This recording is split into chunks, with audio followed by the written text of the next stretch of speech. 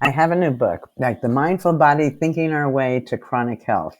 And it's very exciting. It's interesting, Aaron. The book started as a memoir, and then morphed into what it is now, which is similar to the mindfulness book, Yeah. but with lots and lots of personal stories. And so one which was important to the whole essence of the book, which is about mind-body unity, was a story about my uh, ex-husband, not about him personally, about us. So I was married when I was very young, and we went to Europe on our honeymoon, and I'm in Paris, and I'm very, very grown up because after all, now I'm a married woman. So I Sure. ordered this mixed grill in this restaurant, and on the grill is pancreas. And I asked him, point out which of these things, because he was more sophisticated than I, which of these things is the pancreas? So he points to something. I'm a big eater. With gusto, I eat everything else on the plate. Now comes the moment of truth. Will I be able to eat the pancreas? I start eating it and I'm literally getting sick. The sicker I'm getting, the bigger the smile on his face. And I said, what is so funny? He said, that's chicken. You ate the pancreas ages ago. Yeah.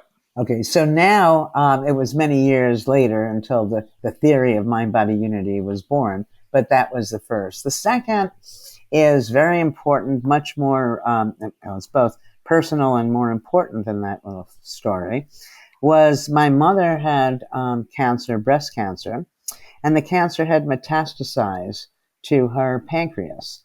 Well, as you know, that's the end game. Interestingly, at one point, magically, it was totally gone. And the Yeah. medical world couldn't explain it. And the mind body unity idea does explain it. So very simply, we have mind, body. We could have had mind, body, and elbows. That would give us different views of people. I say, these are just words. Let's put it all together. It's one thing. Mind and body, they're not connected. It's one thing. So wherever you're putting the mind, you're necessarily putting the body. And every thought you have will affect your health. Every move you make will affect your thoughts, and so on. So the first test of this, I know you know about, it was the counterclockwise study. Yeah. And I can say this was a famous study because if you tune into The Simpsons Go to Havana, you get to see it. So you've made The Simpsons, you've made it. Right? That's true. That's For a fact. those few people who don't know that or don't watch The Simpsons, what we did was we retrofitted a retreat to 20 years earlier and had people live there as if old men, live there as if they were their younger selves. So we spoke about, they saw movies, TV, discussion groups, all about things happening 20 years ago, but that they were going to respond to as if it was happening right now. As a result of this, with no medical intervention, we found their hearing improved, their vision improved, their strength improved, their memory improved, and they looked noticeably younger, all within a week.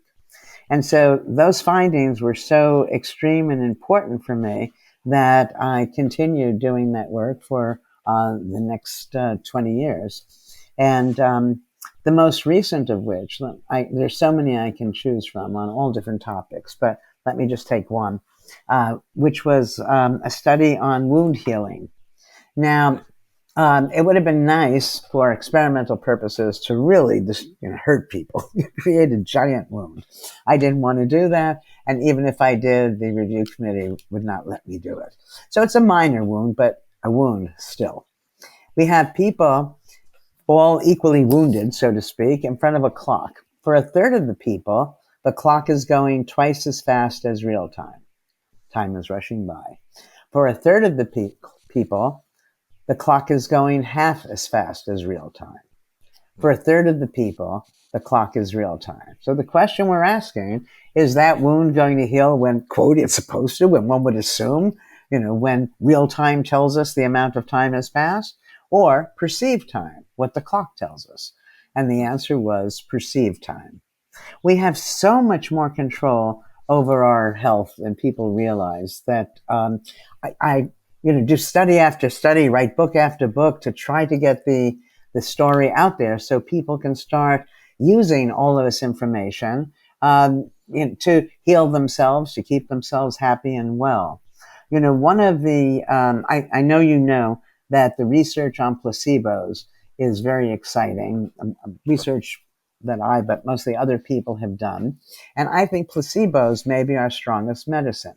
Now, you can't easily give yourself a placebo.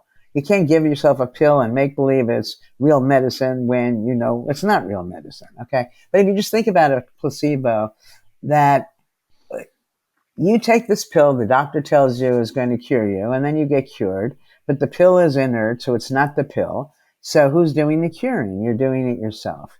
So we set out to try to give this self-healing to people more directly. And we've done this with many diseases, chronic diseases. We've done it with Parkinson's, stroke, multiple sclerosis, arthritis, chronic pain, and it's true for stress and depression as well. But many real big chronic illnesses. It's very simple. Let's say, I call you different times of the day, different days of the week, and I ask you a very simple question. First, how does it feel now? And is it better or worse than it was before? Then the important question, why? Well, three things happen with this. The first, once you see it's fluctuating, you thought you were in pain, the same pain killing you all the time. You see now, sometimes it's not so bad. So then you feel a little better. Second, by looking for why now, is it better or worse? You go on a mindful search, and over 40 years of my research has shown that mindfulness is good for your health and well-being. When you're mindful, noticing new things, the neurons are firing, and it's literally and figuratively enlivening. And third, I think you're more likely to find a solution if you're looking for one. And sadly, when people are told they have chronic illnesses, they assume there's nothing that can be done about them. Yeah. So we do this for sometimes just 2 weeks with people. And it's not always so easy, but we've gotten positive results across all of those diseases. So if you think stress, people who are stressed think they're stressed all the time. No one is stressed all the time. Right?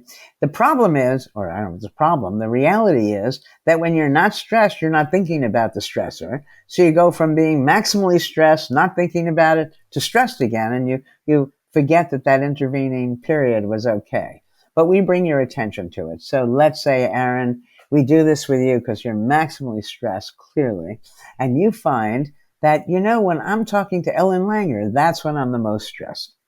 Well, so then the cure is very easy. Stop talking to me, right? Yeah. So sometimes it's easier than other times, but this is has proven to be might change my relationship of what it means to talk to Ellen Langer. Exactly.